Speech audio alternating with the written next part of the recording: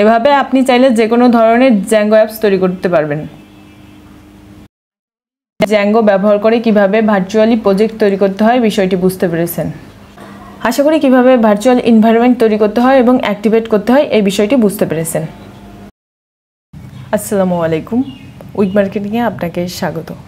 প্রাথমিক Zango tutorial, সহজ programming guideline, Zango ব্যবহার করে ওয়েব ডেভেলপমেন্ট শুরু করা। Chapter on Zango introduction. আজকে এই টিউটোরিয়ালের সেকেন্ড ক্লাস। আমরা জ্যাঙ্গো ফ্রেমওয়ার্ক নিয়ে 10টি চ্যাপ্টার সাজিয়েছি। প্রতিটি চ্যাপ্টারে জ্যাঙ্গো ফ্রেমওয়ার্ক নিয়ে বিস্তারিত আলোচনা করা হয়েছে এবং প্র্যাকটিক্যাল প্রজেক্ট করে দেখানো হয়েছে। আজকে সেকেন্ড টিউটোরিয়াল। আজকের টিউটোরিয়াল থেকে আপনি যা যা শিখতে পারবেন। নাম্বার 1, ভার্চুয়াল এনভায়রনমেন্ট তৈরি করা। জ্যাঙ্গো প্রজেক্ট করার জন্য আপনার যে এনভায়রনমেন্ট তৈরি করতে হয়, এটা ভার্চুয়ালি কিভাবে তৈরি করতে হবে, এটা আজকে এই চ্যাপ্টার থেকে বা এই পয়েন্ট থেকে শিখতে পারবেন। নাম্বার 2, ভার্চুয়াল এনভায়রনমেন্টের সাথে জ্যাঙ্গো কানেকশন। নাম্বার 1 পয়েন্টে আমরা যে এনভায়রনমেন্ট তৈরি করব তার সাথে জ্যাঙ্গো কী করে কানেকশন করতে হয় এটা আমরা সেকেন্ড পয়েন্টে শিখব। নাম্বার 3, জ্যাঙ্গো প্রজেক্ট তৈরি। আমরা উপরে যে এনভায়রনমেন্ট তৈরি করেছি এবং জ্যাঙ্গো কানেক্ট করেছি, এই জ্যাঙ্গো আর এনভায়রনমেন্টের মধ্যে আমরা একটা প্রজেক্ট তৈরি করে দেখব। নাম্বার 4, জ্যাঙ্গো অ্যাপস তৈরি। আমরা উপরে যে এনভায়রনমেন্ট তৈরি করেছি এবং প্রজেক্ট তৈরি করেছি, ওই প্রজেক্টের মতো করেই আমরা একটা অ্যাপস তৈরি করে দেখব। চলুন তাহলে শুরু করা যাক। প্রথমেই নাম্বার 1, ভার্চুয়াল এনভায়রনমেন্ট ক্রিয়েট। এখানে আপনার ডিভাইসে গিয়ে সার্চ বারে লিখবেন সিএমডি।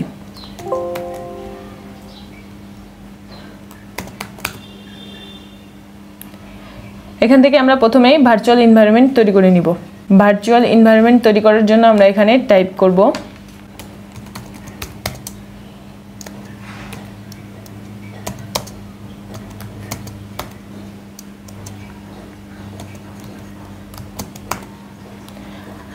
এখানে আমি মাই ইএনভি নামে ভার্চুয়াল এনভায়রনমেন্ট তৈরি করতে চাচ্ছি, যার কারণে আমি মাই ইএনভি দিয়েছি। আপনি যদি অন্য কোনো নামে তৈরি করতে চান তাহলে সেই নামটা এখানে দিবেন, দেন এন্টার প্রেস করবেন।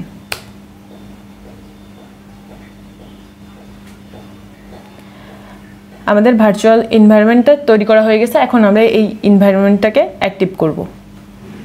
তার জন্য আমাদের প্রয়োজন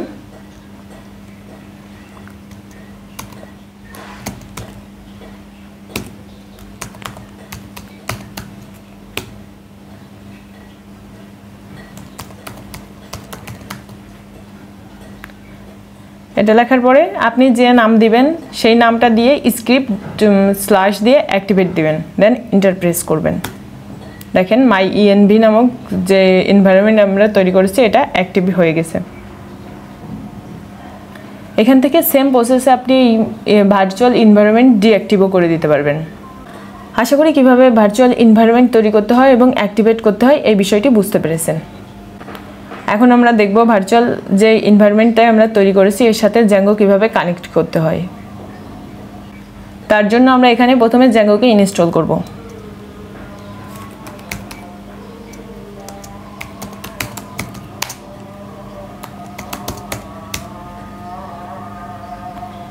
এটা লেখার পর আমরা এন্টার প্রেস করব।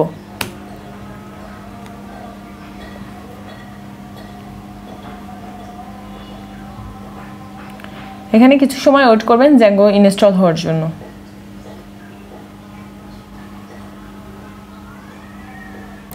দেখেন আমাদের এখানে সাকসেসফুল ইনস্টল জ্যাঙ্গো নামক একটা মেসেজ চলে আসছে। আমরা এখন নিশ্চিত হতে পারি যে জ্যাঙ্গোকে আমরা সরাসরি আমাদের যে ভার্চুয়াল এনভায়রনমেন্ট তৈরি করেছি এর সাথে কানেক্ট করতে সক্ষম হয়েছি। আশা করি কিভাবে জ্যাঙ্গোর সাথে ভার্চুয়াল এনভায়রনমেন্ট কানেক্ট করতে হয় বিষয়টি বুঝতে পেরেছেন। 3 নাম্বার পয়েন্ট, জ্যাঙ্গো প্রজেক্ট তৈরি। এখন আমরা দেখব যে এনভায়রনমেন্ট আমরা তৈরি করেছি এই এনভায়রনমেন্ট ব্যবহার করে কিভাবে আমরা জ্যাঙ্গোর যে কোনো ধরনের একটা প্রজেক্ট তৈরি করতে পারি। আমি এখানে মাই সাইট নামক একটা প্রজেক্ট তৈরি করতে চাচ্ছি, এই জন্য আমি এখানে মাই সাইট নামে প্রজেক্টটি ক্রিয়েট করছি। আপনি যদি অন্য কোনো নামে প্রজেক্ট তৈরি করতে চান তাহলে সেই নামটা এখানে ইনক্লুড করবেন, দেন এন্টার প্রেস করবেন।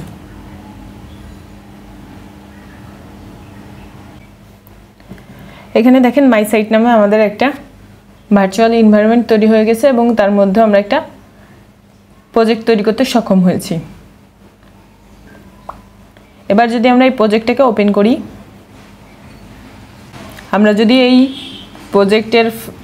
যদি এই ফোল্ডারটাকে যে কোনো একটা কোড এডিটরে ওপেন করি তাহলে আমরা যে ভিউটা দেখতে পাবো।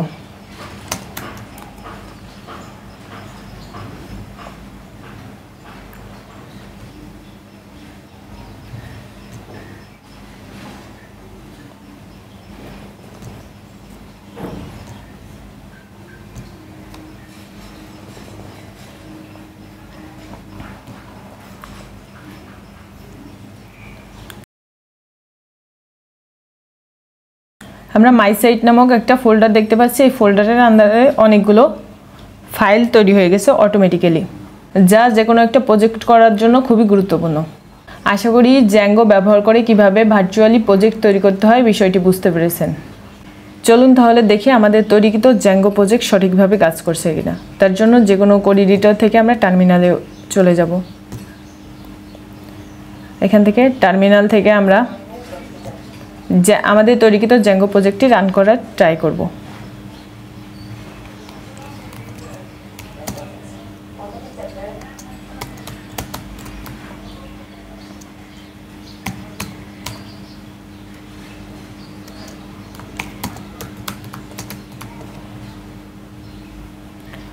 এখান থেকে আমরা একটা লিংক পাবো, লিংকের মাধ্যমে আমরা দেখতে পাবো আমাদের তৈরিকৃত প্রজেক্টটি।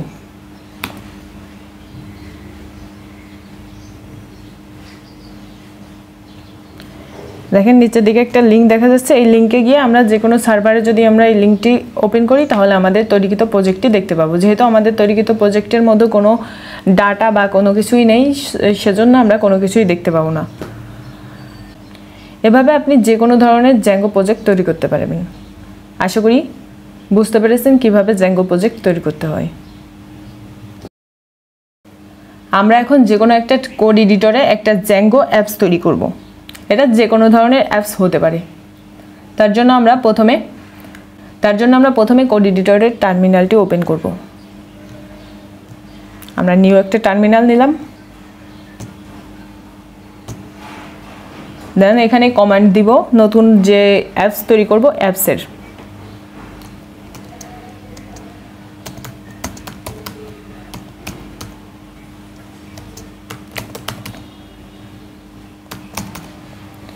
দেন আপনি যে নামে অ্যাপস তৈরি করতে চাচ্ছেন সেই নামটা এখানে ইনক্লুড করবেন।